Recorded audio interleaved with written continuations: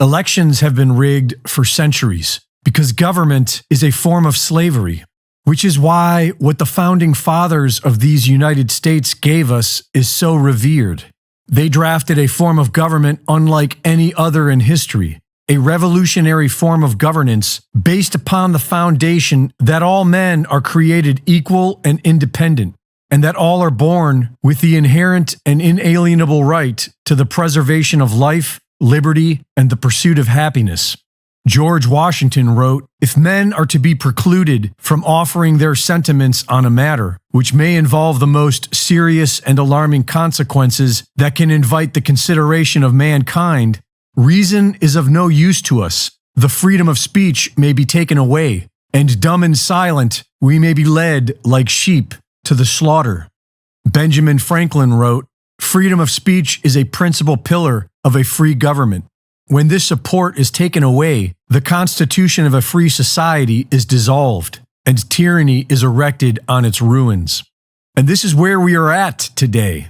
Our First Amendment states that Congress shall make no law respecting an establishment of religion or prohibiting the free exercise thereof, or abridging the freedom of speech, or of the press, or the right of the people peaceably to assemble and to petition the government for a redress of grievances.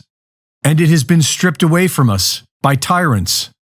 News host Owen Schroyer is being charged with the crime of questioning the results of the 2020 presidential elections, the most blatant election fraud in U.S. history. And he did so peacefully, which is his God-given right under the U.S. Constitution.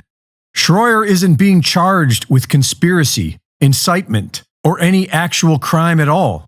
He is being charged for exercising his freedom of speech. The sentencing document goes on for pages, quoting him for saying what Americans on both sides of the crippling two-party system have been saying for over a century.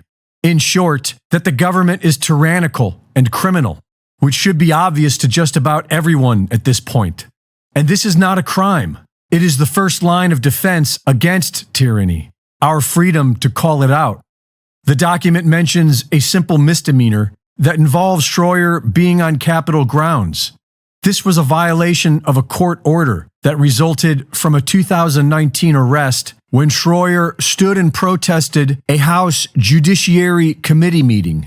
But this is not the crime he is being charged with. The 30-page sentencing document is nothing but hot air being blown by a legal team held on the leash by tyrants who occupy the halls of our government. What Schroyer is actually being charged with is best summarized on page 20, where it states, "His statements and actions after January 6 illustrate his complete lack of remorse. To date, despite a number of opportunities he has taken to speak about the election and January 6, he has yet to sincerely demonstrate genuine remorse for his conduct. In other words, he won't shut up about the stolen 2020 election. This is his God-given right, but the criminals who have hijacked we the people's government are letting the rest of us know that those days are over, and we are now their slaves, to be experimented on, thrown in jail, and murdered." Reporting for InfoWars, this is Greg Reese.